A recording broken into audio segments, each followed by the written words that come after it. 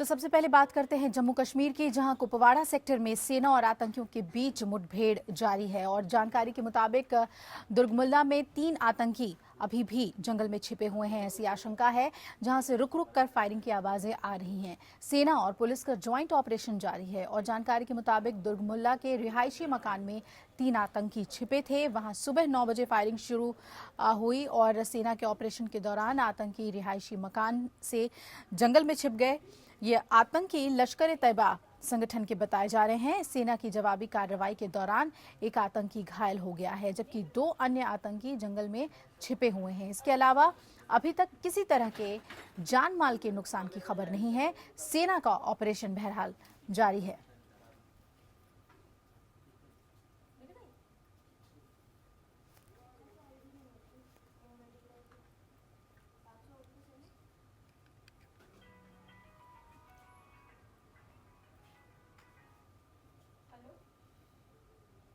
और सभी बड़ी खबरों पर समीक्षा के लिए, ज़्यादा जानकारी के लिए हमारे बीच वेकअप जिंदगी में सीनियर जर्नलिस्ट वीरेंद्र मेहता हमारे साथ जुड़ रहे हैं। सर, बहुत बहुत स्वागत है आपका एपीएन न्यूज़ में। जिस तरह से लगातार हमले हो रहे हैं, हर फ्रंट पर हमले हो रहे हैं, अब कुपवाड़ा में भी 3 आतंकियों के छुपे होने की बात सामने आ रही है। क्रॉस फायरिंग अभी भी जारी है। हर तरह से चुनौतीपूर्ण हो गया है पाकिस्तान के साथ रिश्तों में तल्खी आने के बाद बॉर्डर पर सिचुएशन। जी हाँ, एक्चुअली ये अभी मेरे को ऐसी उम्मीद है जी कि ये हमले जो हैं और अभी तेज हो सकते हैं, क्योंकि वहाँ जनरल शरीफ जो हैं उनका रिटायरमेंट पास आ रहा है और उसके पहले उनकी जो अभी इंडिया की जो आर्मी ने पिछले दिनों वहाँ उनकी सीमा के अंदर घुस के अटैक किया, जो जी सर्जिकल अटैक, उसके बाद वो बहुत बुरी तरह आहत है। जैसे जख्मी शेर होता है, वो बुरी तरह घायल होने के बाद और खूंखार हो जाता है। जी तो वो इस बात से आहत हैं और उनकी बहुत ही बुरी हालत हुई है वहाँ पर। बिल्कुल। तो इस बात को वो रिटायरमेंट से पहले पचा नहीं पा रहे हैं और उनको आगे एक्सटेंशन लेना है। वहाँ पर आर्मी हावी है जी और जो प्रशासन है वो उतना मतलब सशक्त नहीं है, जी सिविल एडमिनिस्ट्रेशन। तो वो अभी अपने उनका मकसद क्या है कि किसी तरह रिटायरमेंट को और बढ़ाया जाए और एक्सटेंशन मिल जाए कुछ, और इस तरह करके वो, और हिंदुस्तान में अभी त्योहारों का सीजन चल रहा है जी और हिंदुस्तान में बेचैनी खलबली पैदा की जाए, जी ये आतंकवादियों के मंसूबे हैं। तो उसको ध्यान में रख के अभी जो है हमारी सरकार थोड़ा कदम उठा रही है। जी अच्छी बात है। इसका एक ही तरीका है वो कि वो बात करने का कोई मेरे ख्याल से कोई फायदा नहीं है। जो मरने मारने पे तुला हुआ है, कुछ सुनने को तैयार ही नहीं इतने सालों से, तो उसका तो एक ही तरीका है, फिर उसको उसी के लहजे से बात की जाए जी और वो हमारी सेना उसको सटीक जवाब दे रही है। बातचीत का कोई हल नहीं है उससे। मैं आज भी आपको कह रहा हूँ, पहले भी कहा था कि वहाँ पर मिलिट्री प्रशासन है, पूरी तरह हावी है, तो उससे कोई बातचीत करने का कोई रास्ता निकलेगा नहीं मिलिट्री से। तो वो जो है उनकी भाषा ही वो उसे समझ आया जा सकता है उनको जी। तो मेरे ख्याल से तो वो हमारी फौज उनका सटीक जवाब दे रही है जी। और वो और भी उनको उनका जो मकसद है कि अभी दिवाली पे देश में जो है लोगों का बेचैन करके देश में अशांति फैलाएं, तो वो उसमें कामयाब नहीं हो पा रहे हैं अभी जी। तो इसलिए जैसा कि आपने कहा कि अब सेना के ऊपर ही जिम्मेदारी है, क्योंकि अब किसी बातचीत से फ़ायदा होने नहीं जा रहा, परिस्थिति नहीं बदलने जा रही है।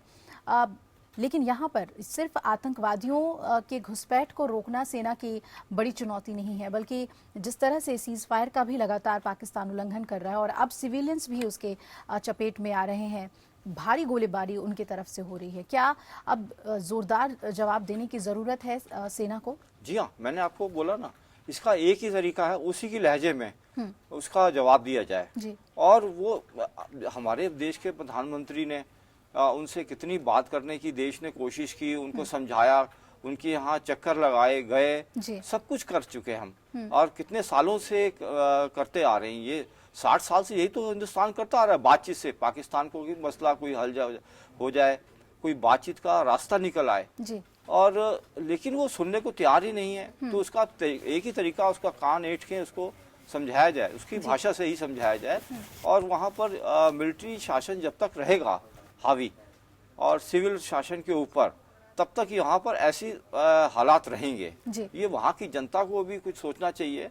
और वो वहाँ की, मेरे को बड़ी आश्चर्य की बात है कि वहाँ के बुद्धिजीवी यहाँ आते हैं या हमारे यहाँ के बुद्धिजीवी भी वहाँ जाते हैं तो सब तरीके की बातचीत करते हैं, और लेकिन खुल के इस मुद्दे पर बोलने को तैयार ही नहीं है जी। और जब तक वो खुल के नहीं आएंगे और अपनी मिलिट्री के खिलाफ आवाज उठाएंगे, यहाँ तो हमारे यहाँ मैं देखता हूँ अक्सर काफी आलोचनाएं हो जाती हैं कि मजाक उड़ाया जाता है कि ये वो प्रूफ दो, ये कराओ, ये सबूत दीजिए, और लेकिन उनको जब तक क्रिटिसाइज नहीं करेंगे, उनको हाथों हाथ नहीं लेंगे वहाँ के मिलिट्री। आप जाके बात कर लीजिए, अगर जो कहता है कि भाई ऐसे इंडिया को ऐसे नहीं करना चाहिए, वैसे नहीं, आप बात कर लीजिए वहाँ के मिलिट्री प्रशासन से, करके बात देख लीजिए। अगर आपको इस तरह अगर आप सोचते हैं तो इसका उसी की लहजे में बात, वहाँ की मिलिट्री को उसी की लहजे में हमारी सेना जवाब दे रही है और देगी, और तभी वो सुधरेंगे। और जब तक वो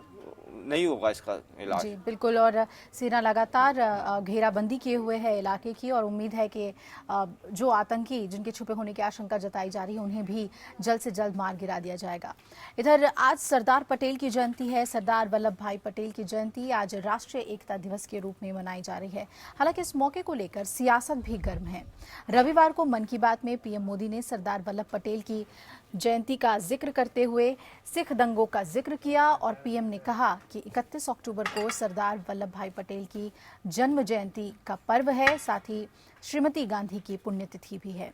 सरदार के जन्म दिवस पर हजारों सरदारों को इंदिरा की हत्या के बाद मौत के घाट उतार दिया गया, और एकता के लिए जीवन भर जीने वाले महापुरुष के जन्मदिन पर ही सरदारों के साथ जुल्म इतिहास का पन्ना हम सबको पीड़ा देता है। ये तमाम बातें मन की बात में पीएम ने कही है।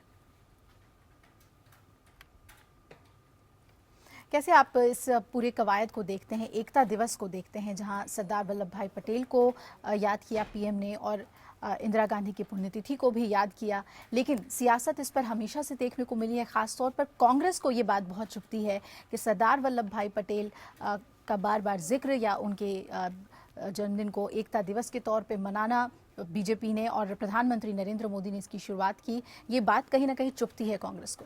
देखिए, बात चुभने वाली है भी थोड़ा कांग्रेस को, क्योंकि सरदार पटेल कांग्रेस के ही पहले होम मिनिस्टर थे जी। तो अब ये मुद्दा जो है बीजेपी ने कहें हाईजैक कर लिया, और सरदार पटेल को जिस तरीके से महिमा मंडित उनको किया गया, और किया भी जाना चाहिए। मैं तो ये सोचता हूँ उन्होंने देश के लिए बहुत बड़ा काम किया, सारे देश को। जैसे प्रधानमंत्री ने मन की बात में वो बोला कि सारा क्रेडिट जो है सरदार पटेल को ही जाता है, बिल्कुल, कि उन्होंने देश को, सभी राज्यों को एक संपूर्ण राष्ट्र में पिरोया। तो ये बात तो है, इसमें कोई दो राय नहीं है, और इसमें सच्चाई भी है। सरदार पटेल ने बहुत बड़ा काम किया है देश को एकजुट करने में, और उस दौरान कई इतिहास के पन्नों में ही ये सब चीजें हैं। विवाद भी उठे थे कि कुछ राज्यों को शामिल करने को लेके नेहरू और पटेल में कुछ मनमुटाव भी हुआ था। तो लेकिन पटेल ने कुछ मामलों पे अपना रुख स्पष्ट रखा और उसको मनवाया, लेकिन कुछ मामलों पे नेहरू जी और उस पे सरदार पटेल में सहमति नहीं थी जी। तो ये बातों को लेके, और लेकिन जो है जो कुछ भी है वो इतिहास तो इतिहास ही बन गया, और सरदार पटेल को पिछले सालों में कुछ इतनी अहमियत नहीं दी गई, भुला दिया गया। तो अब जो है बीजेपी ने इस मामले को प्रधानमंत्री के जरिए जो है थोड़ा लाइमलाइट में लाए हैं, और दूसरा इंदिरा गांधी का भी आज ही जो है पुण्यतिथि है जी। तो वो भी एक ऐसा नहीं हम कह सकते कि इंदिरा जी ने देश के लिए बलिदान नहीं दिया या काम नहीं किया जी। उनको भुलाया नहीं जा सकता, उनके कार्यों को, इंदिरा जी के कार्यों को भी।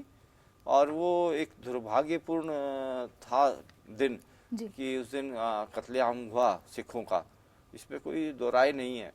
तो अब ये परिस्थितियां हैं, और उसको अब किस तरीके से किस कॉन्टेक्स्ट में देखा जा रहा है जी।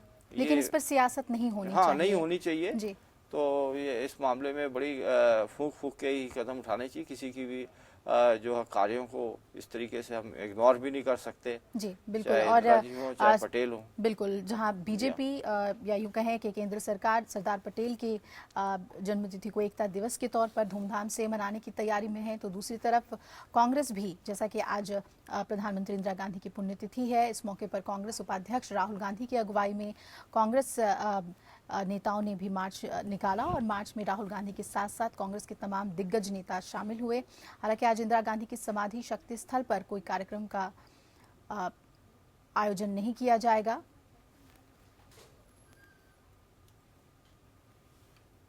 बर्ड फ्लू के खतरे को देखते हुए शक्ति स्थल को बंद रखने का फैसला लिया गया है।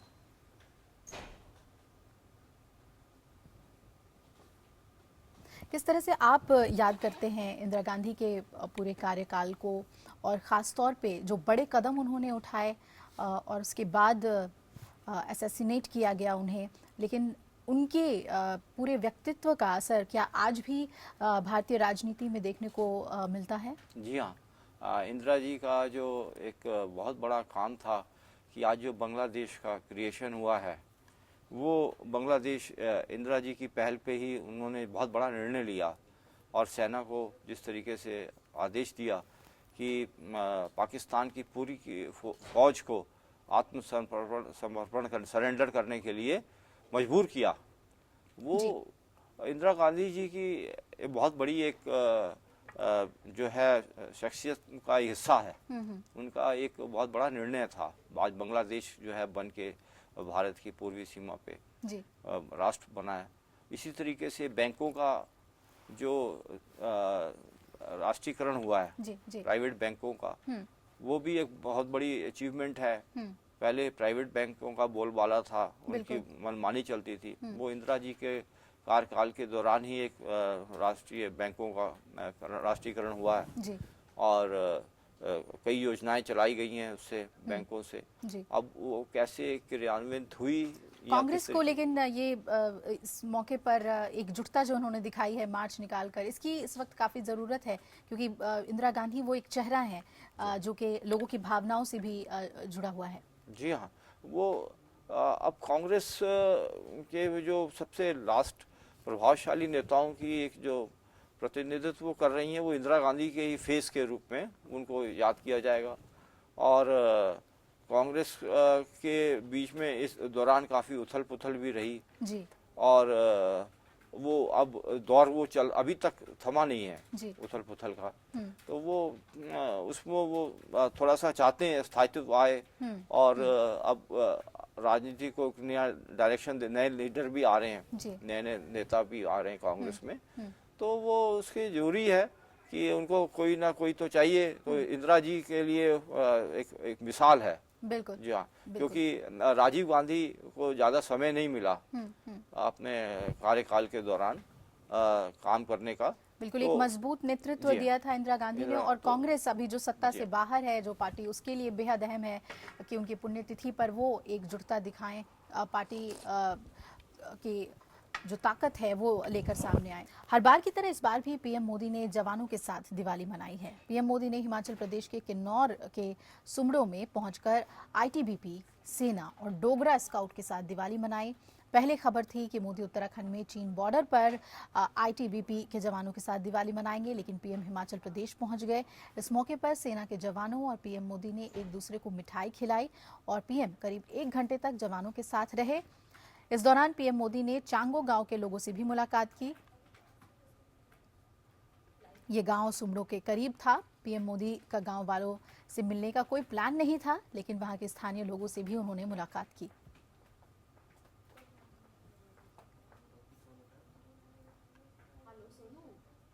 तो हर बार पीएम दिवाली पर जरूर सेना के जवानों के साथ होते हैं। कैसे आप देखते हैं वीरेंद्र मेहता जी, ये जो उनकी कोशिश है, या ख़ास तौर पे उरी के सर्जिकल हमले के बाद और सर्जिकल स्ट्राइक के बाद ये मीटिंग और भी ज़्यादा ख़ास हो जाती है, पीएम का जवानों के साथ मिलना? जी हाँ, ऐसे मौके पे बहुत ज़रूरत थी और प्राइम मिनिस्टर ने कुछ ऐसे माइलेज अपने लिए हैं जो जिनकी मिसाल कम ही मिलेगी राजनीति में जी। और देश की राजनीति में। और मोदी साहब ने जो काम किया है बहुत अच्छा काम किया है, जितनी तारीफ की जाए वो कम है मेरे अपने नज़रिए से। जी। सेना को जवानों को इस समय बहुत ज़रूरत थी उनके मॉरल बूस्ट करने की, उनका नैतिक थोड़ा सा बल देने की, उनमें साहस का और भरने की, क्योंकि ऐसे टाइम पे हमारे देश में जिस तरीके से अभी एक नया ही माहौल जो बनता जा रहा है, कुछ तथाकथित लोग जो है उसका जो बहस का मूड है वो दूसरी तरफ मोड़ने के तैयार रहते हैं। तो सेना को इस समय बहुत ज़रूरत है और सेना के लिए जितना भी काम किया जाए वो कम है। आगे वाली पीढ़ी और नए बच्चों के लिए एक लेसन है। और मैं तो ये कहूँगा कि सरकार को कोई बहुत बड़ी जो है योजनाएं लेके आनी चाहिए, स्कीम्स वगैरह, और जिसमें लोगों को प्रोत्साहित किया जाए कि सेना को कैसे शामिल हों सेना में और देश को उनकी सेवा का जो है लाभ मिल सके। तो मैं ये कहूँगा कि ये बहुत अच्छा कदम उठाया मोदी जी ने, और आज तक हमारे बहुत ही कम प्रधानमंत्री ऐसे मौकों पर जो है गए जो बॉर्डर के इलाकों में, और बॉर्डर के लोगों से भी उन्होंने मुलाकात की। तो जो डायलॉग स्थापित करने का उनका जो एक अपना जो एक गुण है वो देखने को लगातार मिलता है। जब हमें याद है कि इन्होंने ओथ ली थी जब प्राइम मिनिस्टर बने थे, तब भी ये तुरंत ओथ के बाद ही सियाचिन गए थे और ग्लेशियर्स में जाके वहाँ के जवानों से इन्होंने हूबहू रूबरू हुए थे। तो बहुत अच्छा जो है अभी तक तो बहुत अच्छा उन्होंने कर रहे हैं ये सेना के लिए, और सेना के लिए जो स्कीम है या उनके लाभ के लिए जो कदम उठाए सरकार, वो जल्दी से जल्दी उठाए, और सैनिक परिवारों के लिए बेनिफिट में जो कुछ हो सके, जो जिनके बच्चे बलिदान हो रहे हैं देश के लिए, उसकी पूरी जिम्मेदारी देश के लोगों को तो उठानी चाहिए। सरकार को इसमें पहल करनी बहुत जल्दी करनी चाहिए, और ऐसा दिखाना चाहिए सामने आके जल्दी से जल्दी कि लोग उनके परिवारों को ये महसूस ना हो कि वो ऐसी संकट की घड़ी में कुछ अकेले रह गए हैं। बिल्कुल। तो ये अच्छा कदम है। पीएम ने हौसला अफजाई की है, और दिवाली पर जहां हम सभी अपने परिवार के साथ होते हैं, हमारे सैनिक हमारे देश की रक्षा के लिए सीमा पर तैनात होते हैं, और वहां पीएम का जाना अपने आप में एक बड़ी मिसाल है, और ये परंपरा भी जारी रहनी चाहिए। इधर दिवाली देश ने काफ़ी धूमधाम से मनाया, और इसमें राजधानी दिल्ली भी शरीक रही, लेकिन दिल्ली वालों की आतिशबाजी आज सुबह सुबह उन लोगों को भारी पड़ने लगी जिन्हें सांस की समस्याएं हैं, और दिल्ली की आबो हवा पटाखे की वजह से पूरी तरह से जहरीली हो गई है। दिल्ली के आसमान पर धुएं के धुंध छाए हुए नजर आए, और कई बार प्रदूषण की वजह से दिसंबर की धुंध सा एहसास होने लगता है। दिल्ली में रविवार रात दिवाली के मौके पर जमकर आतिशबाजी हुई है, जिसकी वजह से प्रदूषण का स्तर कई गुना बढ़ गया है, और स्तर सामान्य स्तर से लगभग 42 गुना तक ज्यादा बढ़ गया है, रिकॉर्ड किया गया है।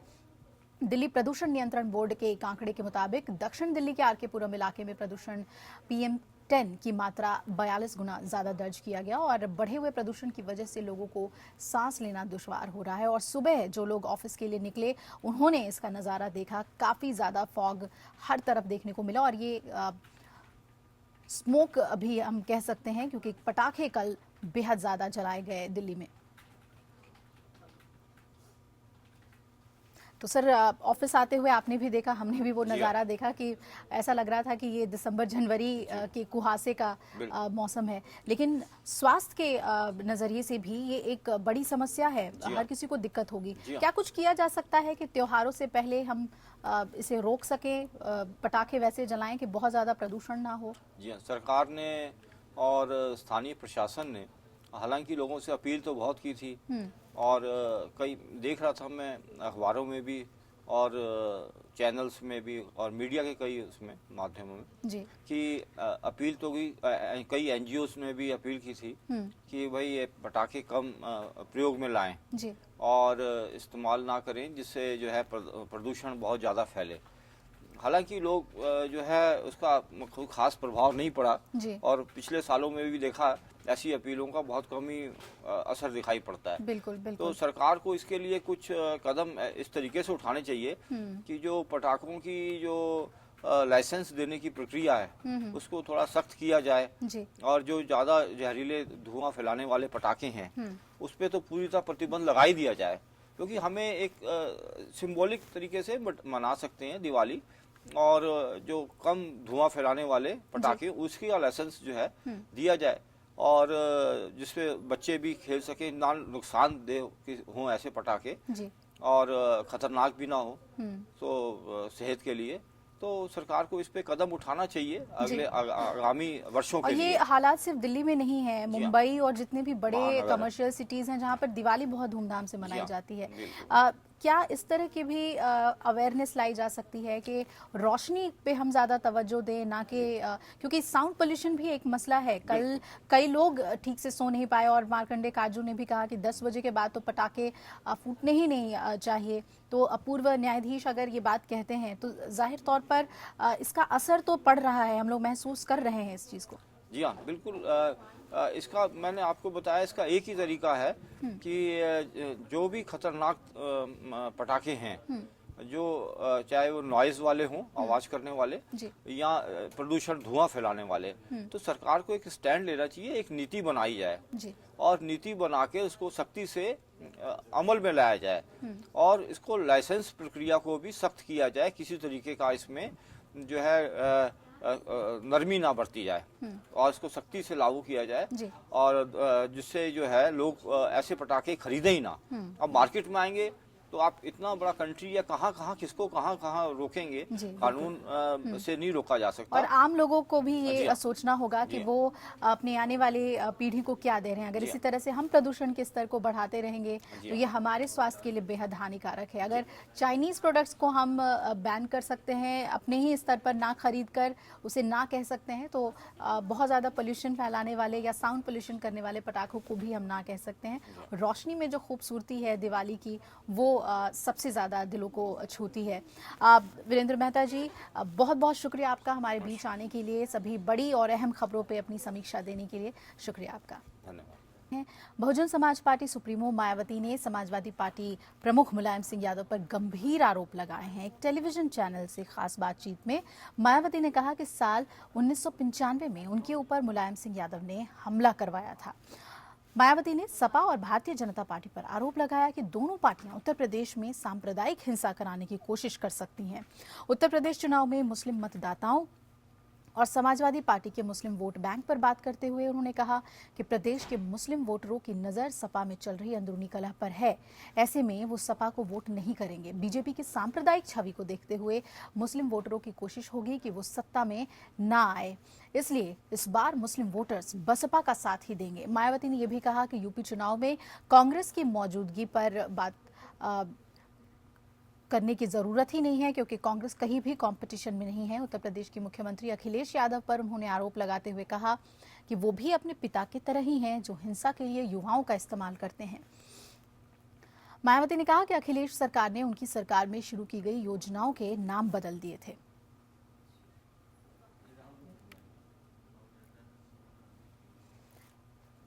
और इस पे और ज्यादा जानकारी के लिए रुख करेंगे हम लखनऊ का। मेरे सहयोगी अभिषेक पांडे हमारे साथ जुड़ रहे हैं।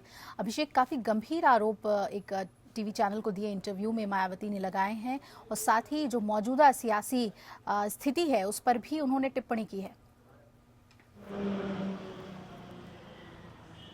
देखिए अभिलाषा, अमूमन मायावती इस अंदाज में बोलती नहीं है, लेकिन क्योंकि उत्तर प्रदेश में विधानसभा चुनाव होने हैं अगले साल और उसकी तैयारियों में जुटी हुई है मायावती। लोकसभा चुनाव में बेहद करारी हार हो चुकी है मायावती की, तो ऐसे में अब उनको खुल करके बोलना भी पड़ रहा है, अक्सर सामने आना भी पड़ रहा है और मीडिया के सवालों का जवाब भी देना पड़ रहा है। तो ये बदली हुई परिस्थितियां हैं और मायावती इसमें एडजस्ट करने की कोशिश कर रही हैं और उन तमाम बातों को रिकॉल कर रही हैं जिनकी वजह से या तो वो सत्ता के शीर्ष पर रही हैं या जिनकी वजह से उनकी राजनीति प्रभावित होती रही है।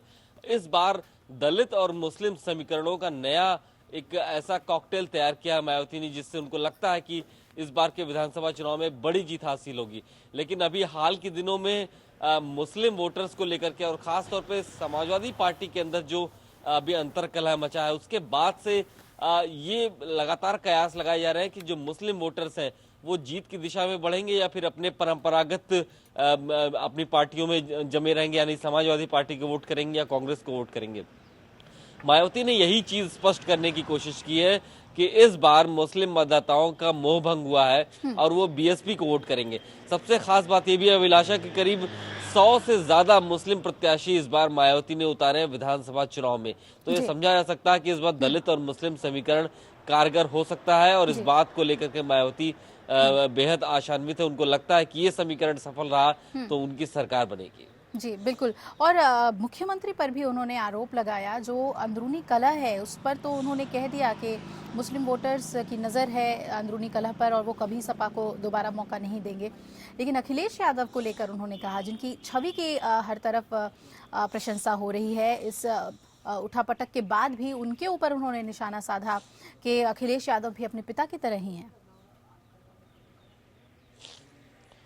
देखिए, समाजवादी पार्टी से मायावती का बेहद पुराना तल्ख रिश्ता है और वो आज भी कायम है।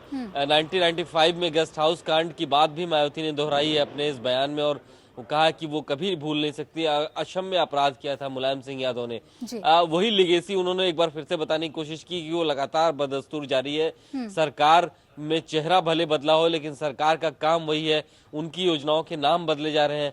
अखिलेश यादव की इमेज थोड़ी सी बेहतर है लेकिन वो भी अपने पिता मुलायम सिंह यादव की तरह है, ये कहना है मायावती का। तो जाहिर तौर पर समाजवादी पार्टी से उनका जो पुराना तल्ख रिश्ता है वो जाहिर तौर पर दिख रहा है। और वो पिछली बार जब वो सत्ता से बेदखल हुई थी तब भी समाजवादी पार्टी से उनका सीधा मुकाबला था।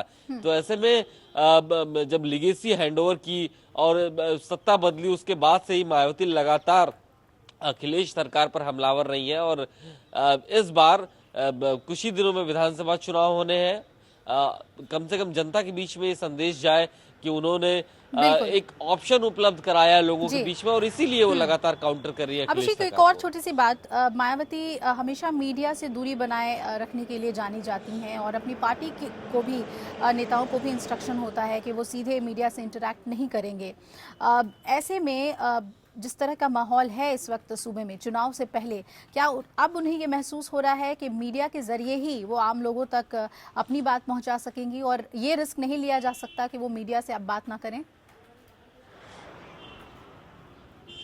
देखिए, इतना तो जरूर मायावती को एहसास हो चुका है लोकसभा चुनाव के बाद से कि उनको अपनी बात रखने के लिए सही प्लेटफॉर्म का चुनाव करना पड़ेगा। अभी कुछ दिन पहले जब उनकी रैली हुई थी लखनऊ में तो वहां उन्होंने उस रैली मंच से ही कहा था कि वो अपनी बात खुद लिख करके आती हैं और वो अपनी बात खुद कहती हैं ताकि कहीं पर कोई कंट्रोवर्सी ना क्रिएट हो, उनकी बातों को गलत तरीके से तोड़ मरोड़ कर ना रखा जाए। शायद इसीलिए थोड़ी सी दूरी जरूर मीडिया से बनाकर उन्होंने आज तक रखा है, लेकिन अब वो इससे दूर हो रही है। डायरेक्टली नहीं, इनडायरेक्टली ही सही, वो मीडिया से जरूर संपर्क करती हैं, उनसे बात करती हैं, प्रेस रिलीज भेजती हैं, अपनी बात छपवाने के लिए, अपनी बात कहने के लिए उनके दफ्तर से फोन भी आते हैं। तो ऐसे में ये समझा जा सकता है कि उनको इस बात का एहसास है कि परिस्थितियां बदल चुकी हैं, ये नए दौर और नए जमाने का उत्तर प्रदेश है और यहाँ पर लोगों तक अपनी बात पहुंचाने के लिए अपनी बात कहनी भी उतनी ही जरूरी है जितना वो अपने लोगों तक संदेश पहुंचाती है। तो ऐसे में उनकी तरफ से अब प्रयास होता रहता है, वो मीडिया हाउसेस को बात भी करती है, उनसे मुलाकात भी करती है, लेकिन अभी भी वो दूरी जरूर बनी हुई है। 2014 में जब करारी हार हुई लोकसभा चुनाव में, उसके बाद से उनको एहसास हुआ, उन्होंने ताबड़तोड़ एक के बाद एक कई प्रेस कॉन्फ्रेंसेस की, लगातार वो प्रेस वालों से मिलती रही और अपनी बात कहती रही ताकि यानी कि एक बैलेंस बनाते हुए मीडिया से वो बातचीत कर रही हैं और अब ये उन्हें भी महसूस हो रहा है कि अपनी बात अगर आम लोगों तक पहुंचानी है तो मीडिया के जरिए ही वो पहुंचाई जा सकती है और इस अहम इंटरव्यू में उन्होंने कई अहम बातें की। इधर सपा में जारी उठापटक के बाद अब माहौल थोड़ा शांत होता नजर आ रहा है, हालांकि ये शांति कब तक बनी रहेगी ये सवाल बरकरार है। बीते दिन सूबे में उस वक्त कानाफूसी शुरू हो गई जब रामगोपाल यादव से मुलाकात करने सीएम अखिलेश यादव पहुंचे। हालांकि मौका दिवाली का था और मुलाकात सैफई में हुई थी, लेकिन इस मुलाकात ने कयासों के बाजार को गरमा दिया है। गौरतलब है कि रामगोपाल यादव को कुछ दिनों पहले ही सपा से निलंबित कर दिया गया है और इसके बाद जमकर जुबानी वार भी हुआ, लेकिन उसके बाद अखिलेश यादव अपने चाचा से मिलने पहुंचे। अभिषेक हमारे साथ जुड़े हुए हैं। अभिषेक, रामगोपाल यादव से मुलाकात करने अखिलेश यादव पहुंचते हैं, किस तरह से इसे देखा जाए, क्योंकि लगातार उनके सपोर्ट में कई स्टेटमेंट रामगोपाल यादव ने दिए हैं। देखिए, अभी कुछ दिन पहले ही प्रोफेसर रामगोपाल यादव को, जो कि समाजवादी पार्टी के मुख्य चेहरा हुआ करते थे, थिंक टैंक हुआ करते थे, उनको 6 साल के लिए पार्टी से निष्कासित कर दिया गया। बावजूद इसके मुख्यमंत्री अखिलेश यादव सैफई जाते हैं, उनसे मिलते हैं, तमाम बातों पर चर्चा होती है और सूत्र बताते हैं कि 3 तारीख की जो रथ यात्रा निकलनी है अखिलेश यादव की, उसमें भी प्रोफेसर रामगोपाल यादव को उन्होंने इन्वाइट किया है। तो ऐसे में ये बेहद अहम मुलाकात मानी जाएगी, क्योंकि लखनऊ में ही मुलायम सिंह यादव थे, उनकी मुलाकात किसी और से नहीं होती है। शिवपाल यादव शाम को सैफई पहुंचते हैं, उनकी मुलाकात किसी और से नहीं होती है। जबकि रामगोपाल यादव, जो कि एक दिन पहले ही सैफई में पहुंच जाते हैं, उनसे मिलने के लिए सिर्फ और सिर्फ अखिलेश यादव पहुंचते हैं। और इस पूरे करीब महीने 1.5 महीने के बीच में जो समाजवादी पार्टी में जो कुछ भी हुआ, उसमें अखिलेश की तरफ सिर्फ और सिर्फ प्रोफेसर रामगोपाल यादव ही खुल करके उनके समर्थन में थे। तो ऐसे में अखिलेश यादव ने उनसे जाकर मिलना बेहतर समझा, उनसे तमाम बातों पर बात की है। लेकिन इसी मुलाकात ने एक सवाल भी खड़ा कर दिया है कि समाजवादी पार्टी में मुलायम कुनबे में जो दिवाली थी, वो शायद अभी भी उतनी बेहतर नहीं हो पाई है। उम्मीद की जा रही थी कि सब कुछ सेटल हो जाएगा, लेकिन अभी भी दूरियां बनी हुई दिख रही हैं। जी, इस मुलाकात पर भी कोई प्रतिक्रिया समाजवादी पार्टी की तरफ से, खासतौर पे जिन लोगों के बीच दूरियां हैं उनकी तरफ से कोई प्रतिक्रिया? देखिए, फिलहाल औपचारिक रूप से कोई प्रतिक्रिया नहीं है, लेकिन अनौपचारिक रूप से सभी फिर से वही बात कह रहे हैं जो हमेशा से कहते आ रहे हैं कि सब कुछ ठीक हो चुका है और नेताजी यानी मुलायम सिंह यादव जो भी फैसला करेंगे या जो भी बात कहते हैं वो सबको माननी पड़ेगी और सब मान भी रहे हैं। लेकिन इसके अलावा कोई खुल करके बोल नहीं रहा है। और इधर पिछले करीब 2 से 3 दिनों में मीडिया से दूरियां भी बनाई गई है, समाजवादी पार्टी के नेता बयान भी नहीं जारी कर रहे हैं। तो ऐसे में ये जाहिर तौर पर समझा जा सकता है कि 3 तारीख की अखिलेश यादव की रथ यात्रा और 5 तारीख का समाजवादी पार्टी का सिल्वर जुबली सेलिब्रेशन है, उससे पहले कोई कंट्रोवर्सी क्रिएट ना हो, ये कोशिश की जा रही है समाजवादी पार्टी की तरफ से। जी अभिषेक, इसके अलावा चुनाव के कैंपेन की हम बात करें, रथ यात्रा को लेकर क्या कुछ तैयारी है और अखिलेश यादव कितने एक्टिव नजर आ रहे हैं पॉलिटिकली? देखिए, अखिलेश यादव की तैयारियां बहुत लंबे समय से चल रही है। जनेश्वर मिश्र ट्रस्ट में उनकी कोर टीम लगातार बैठ रही है, बैठकें कर रही है और पहले चरण में जिन 8 जिलों से रथ यात्रा को गुजरना है, वहां पर एक टेंटेटिव ब्लूप्रिंट भी भेजा जा चुका है कि वहां पर क्या क्या प्रोग्राम शेड्यूल रहेगा। उसके अलावा उनकी जो कोर टीम है वो आज भी बैठने वाली है। उम्मीद की जा रही है मुख्यमंत्री आवास पर मुलाकात होगी और एक खाका तैयार किया जाएगा कि 3 तारीख को रथ यात्रा लखनऊ से शुरू होगी, तो उसका स्वरूप क्या होगा और उसमें कौन कौन लोग आमंत्रित किए जाएंगे।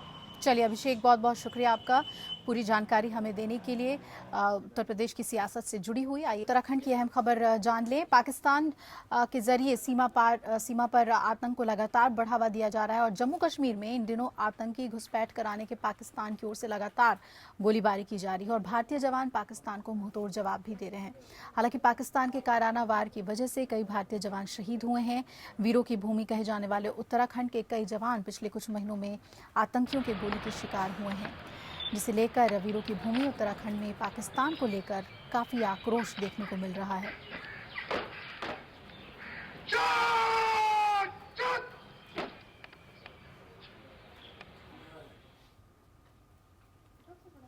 और आइए और ज्यादा जानकारी के लिए रुक कर लेते हैं देहरादून का। मेरे सहयोगी मनीष डंगवाल हमारे साथ जुड़ रहे हैं।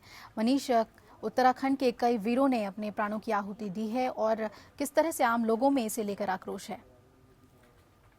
जिस तरीके से अगर उत्तराखंड को वीरों की भूमि कहा जाता है और जो यहाँ पर परिवार हैं, हर परिवार से किसी न किसी सैनिक का यहाँ से वास्ता रहता है और जब जब यहाँ पर देश की सुरक्षा की बात आती है तो जो वीर सैनिक यहाँ के हैं वो अपने साहस और पराक्रम का यहाँ पर परिचय देते हैं और जब नौबत पड़ने पर जो यहाँ के वीर सैनिक है वो यहाँ पर अपने प्राणों तक को यहाँ पर न्यौछावर कर देते हैं देश की रक्षा के लिए। और पिछले कुछ महीने से देखा गया है कि जब जब यहाँ पर सीमा पार से कोई भी आतंकवादी जो गतिविधियां हैं वो यहाँ पर तेज हुई हैं, तो कहीं ना कहीं जो वीर सैनिक हैं वो अपनी बहादुरी का यहाँ पर परिचय देते हैं। और अगर कुछ माह की बात करें तो उत्तराखंड की कई माओं की गोद जो है वो यहाँ पर सुनी हुई है। जो आतंकवाद को लगातार यहाँ से पाकिस्तान से बढ़ावा मिल रहा है उसकी वजह से कई माओं की गोद यहाँ पर सुनी हुई है। और इसी बात को लेकर अब उत्तराखंड की जो मातृ शक्ति है उसमें कहीं ना कहीं पाकिस्तान के खिलाफ यहाँ पर आक्रोश देखने को मिल रहा है। और जो उत्तराखंड की जो मातृ शक्ति है वो यहाँ पर केंद्र सरकार से मांग कर रही है कि कुछ ठोस एक्शन यहाँ पर पाकिस्तान के खिलाफ लिया जाना चाहिए और पाकिस्तान को पाकिस्तान की भाषा में ही जवाब दिया जाना चाहिए। तो कुल मिलाकर जो मातृ शक्ति की एक पीड़ा यहाँ पर झलक रही है, एक दर्द उसे कह सकते हैं, क्योंकि कई माओं की गोद यहाँ पर इस आतंकवाद के चलते यहाँ पर सुनी हुई है। और जो मातृ शक्ति जो यहाँ पर आवाज उठा रही है वो यहाँ तक कह रही है कि उन्हें यहाँ पर सीमा पर भेजा जाए, वो यहाँ पर पाकिस्तान को सबक सिखाने के लिए यहाँ पर तैयार है। और खास बात यह है कि जब भारत की सुरक्षा का यहाँ पर सवाल आता है तो कहीं ना कहीं जो उत्तराखंड है उसमें सीधा असर यहाँ पर देखने को मिलता है, क्योंकि उत्तराखंड के जो वीर सैनिक हैं वो यहाँ पर जो भारतीय सीमाएं है वहाँ पर मोर्चे पर डटे रहते हैं ताकि किसी तरीके की जो सुरक्षा है वो भारत की यहाँ पर खतरे में न पड़े। और यह जो सर्जिकल स्ट्राइक जो यहाँ पर हुई थी उसके बाद उत्तराखंड में भी जो माहौल देखने को मिला था, काफी खुश यहाँ पर उत्तराखंड वासी उस सर्जिकल स्ट्राइक को लेकर हुए थे। और उत्तराखंड के मुख्यमंत्री हरीश रावत की भी बात करें तो सीधे तौर से कह रहे हैं कि वो यहाँ पर सेना के साथ है और देश के साथ है, जो केंद्र सरकार है उसके साथ खड़े हैं। और केंद्र सरकार कोई भी कदम अगर यदि आतंकवाद के खात्मे को लेकर उठाती है तो वो पूरी तरीके से केंद्र सरकार के साथ है। लेकिन अब देखने वाली बात ये होगी कि आखिरकार जो यहाँ पर आवाजें उठ रही हैं उसको केंद्र सरकार किस रूप में सुनती है और जो आतंकवाद के खिलाफ जो केंद्र सरकार कार्रवाई करने के मूड में है उसे अब किस रूप में यहाँ पर अंजाम तक पहुंचाती है।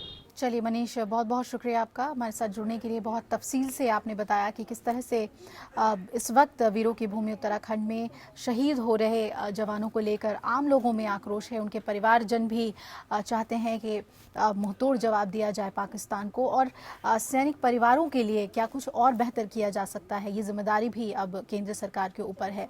इधर मुंबई में आतिशबाजी उस वक्त मुसीबत का सबब बन गई जब मायानगरी के दारूखाना इलाके में एक स्क्रैप गोदाम में आग लग गई। आग देखते ही देखते इतनी भयंकर हो गई कि इलाके में अफरा तफरी का माहौल बन गया। मौके पर 8 दमकल की गाड़ियों ने घंटों की मशक्कत के बाद इस भीषण आग पर काबू पाया।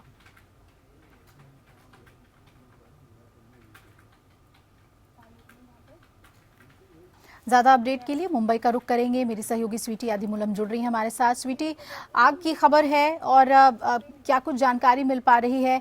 काफी चुनौतीपूर्ण भी रहा होगा फायर ब्रिगेड के लिए इस भीषण आग पर काबू पाना। जी बिल्कुल, मेहता मैंशन में ये आग लगी थी। बता दें कि रात को ये आग लगी थी, फिर बाद में फायर ब्रिगेड के 6 वाटर टैंक्स और गाड़ियाँ, दमकल गाड़ियाँ वहाँ पर मौजूद हो गई। और ये आग जो है पहले तो फर्स्ट फ्लोर पे लगी थी और धीरे धीरे फिर 3rd फ्लोर तक ये आग जाकर पहुँची थी। हालांकि कोई भी कैजुअलिटीज रिपोर्ट नहीं हुई है, लेकिन देर रात को ये जो आग लगी थी वो शॉर्ट सर्किट से लगी थी, ऐसा बताया जा रहा था। हालांकि जो लोग थे उन्हें बिल्डिंग से निकाल दिया गया था और इसीलिए कोई भी कैजुअलिटी रिपोर्ट नहीं हुई है। हालांकि दिवाली का मौका है और ऐसे में खबरदारी ली जा रही है कि क्या कुछ भी ना हो और लोगों को इसका नुकसान ना हो। वही ये जो आग लगी थी वो थिएटर के बगल में ही लगी थी, तो ऐसे में काफ़ी सारी सावधानी जो है फायर ब्रिगेड के अफसरों ने ली थी और 6 वाटर टैंकर्स की मदद से इस आग को फिर बुझाया गया। जी बिल्कुल, और इस तरह की घटना और ना हो इसके लिए स्वीटी क्या कुछ एहतियात के तौर पर तैयारी देखने को मिल रही है? जी बिल्कुल, जो स्केड्यूल्ड फ्लाइट्स है उन्हें बदल दिया गया है और साथ ही में जो कुछ फ्लाइट्स भी रद्द कर दिए गए हैं, क्योंकि जो एयरवेज का काम है, रनवे का काम है, वो आज दोपहर से ही शुरू कर दिया जाएगा और शाम के 5 बजे तक जो है ये काम चलता रहेगा। जो पायलट्स है या फिर जितने भी एयरलाइंस के कंपनी है उन्हें भी बता दिया गया है कि आज मुंबई के एयरपोर्ट पर रनवे का काम होगा और ऐसे में दोपहर से लेकर शाम के 5 बजे तक ये काम चलेगा और इस दौरान जितने भी फ्लाइट्स होंगे उन्हें डिले कर दिया गया है या फिर कुछ फ्लाइट्स हैं उन पर भी इफेक्ट हो रहा है। तो ऐसे में अगर शाम की अगर बात करें तो ये जो कंजेशन है वो पूरा आ जाएगा दोपहर के फ्लाइट्स का। तो ऐसे में शाम को जो है वो फ्लाइट्स देरी से चल सकती है। तो ऐसे में अगर कोई भी यात्री हो जो फ्लाइट से सफ़र कर रहे हो तो वो शाम के वक्त जो है वो इसके बारे में जांच ले और जानकारी ले कि क्या कुछ उनके फ्लाइट्स के वक्त होंगे, क्योंकि काफ़ी सारे जो फ्लाइट्स हैं वो डिले कर दिए गए हैं, वो रद्द कर दिए गए। तो शाम को जो ट्रैफिक होगी एयरवेज पर वो ज़्यादातर नजर आएगी और इसका असर जो है बाकी के फ्लाइट्स पर भी दिखाई पड़ेगा। बहुत बहुत शुक्रिया आपका पूरी जानकारी देने के लिए। तो कई फ्लाइट्स भी रद्द हो सकते हैं, रनवे की मरम्मत को लेकर स्वीटी ने हमें जानकारी दी। और आइए अब सीधा रुक कर लेते हैं, हम झारखंड का राजधानी रांची से जुड़ रहे हैं मेरे सहयोगी रफी शामी। रफी, क्या कुछ बड़ी खबरें आज झारखंड की? बड़ी बात करें झारखंड की तो आज झारखंड में विभिन्न आदिवासी संगठन, लगभग 42 आदिवासी संगठन की एक महत्वपूर्ण बैठक है। क्योंकि पिछले दिनों झारखंड में झारखंड सरकार के खिलाफ, झारखंड सरकार के रवैये के खिलाफ जन आक्रोश रैली किया गया था रांची के ऐतिहासिक मोरहाबादी मैदान में, जिस रैली में आदिवासियों का आरोप है, संगठनों का आरोप है कि सरकार ने उस रैली को विफल बनाने के लिए पूरे राज्य में नाकाबंदी की स्थिति उत्पन्न कर दी थी। पूरे राज्य से लोग जो रैली में शामिल होने आ रहे थे उन्हें रोका जा रहा था। कहीं कहीं हिंसक झड़प भी हुई पुलिस और ग्रामीणों के बीच। इन सब मुद्दों को लेकर के आज विभिन्न आदिवासी संगठन, लगभग 42 आदिवासी संगठन की आज बैठक है और बैठक में राज्य सरकार के खिलाफ फिर से एक बार उलगुलान करने की तैयारी की रूपरेखा तैयार की जाएगी। साथ ही समीक्षा की जाएगी कि जो जन आक्रोश रैली रांची के ऐतिहासिक मोरहाबादी में आदिवासी संगठनों द्वारा किया जा रहा था उसमें आखिर क्यों सरकार विफल बनाने के लिए इस तरह की हथकंडे अपना रही थी, आखिर क्यों ग्रामीणों को रोका जा रहा था, आखिर क्यों ग्रामीण और पुलिस के बीच झड़प हुई, आखिर क्यों ग्रामीणों की मौत हुई। बताना चाहूंगा कि एक ग्रामीण की उस वक्त खूंटी में मौत हुई थी। तो इन सब मुद्दों को लेकर के आज महत्वपूर्ण आदिवासी संगठनों की बैठक है। बैठक में लगातार इस बात की चर्चा की चलिए रफी, बहुत बहुत शुक्रिया आपका। तो आज सरकार के खिलाफ एक आक्रोश रैली होगी और आदिवासी संगठन इस रैली को कर रहे हैं। शुक्रिया आपका रफी, पूरी जानकारी हमें झारखंड की बड़ी खबरों पर देने के लिए। और इसी के साथ वेकअप जिंदगी में फिलहाल इतना ही, लेकिन आपका हिम्मत जाएगा, खबरें लगातार जारी हैं एपीएन न्यूज पे। नमस्कार।